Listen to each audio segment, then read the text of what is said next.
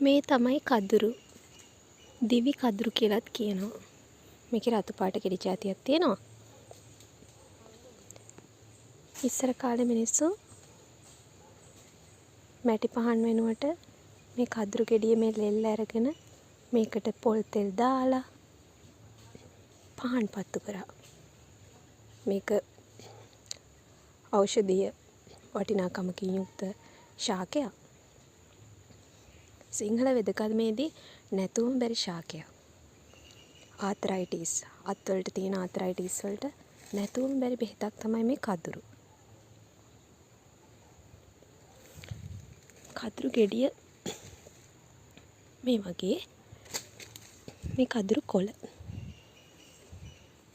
මේ කදුරු කොළවල කදුරු කිරි සුදු පාටයි. අරලිය කොළ වගේමයි.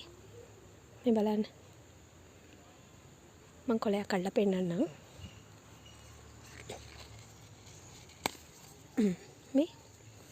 මේ කිරි චුට්ටක් හරි ඇහැට වීසි වුණොත් ඇස් අන්ධ වෙනවා. ඒ වුණාට මේ කිරි බෙහෙතක්. ඔපරේෂන් කරන්න තියෙන මට්ටමේ ඔය කීරි අනිච්ච මේ විස ගෙඩි වගේ තියෙන දේවල් තියෙනව නේද?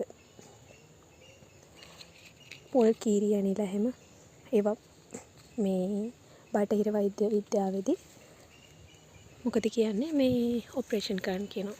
හැබැයි ඒ අනිච්ච තැන චුට්ටක් පාදලා දෙහි කට්ටකින් හරි පාදලා මේ කිරි බින්දුවක් දාලා දවස් 2ක් විතර කරලා එතන පොඩ්ඩක් මිරිකුවාම ඒ කට්ට නිකම්ම ඉබේම එළියට එනවා.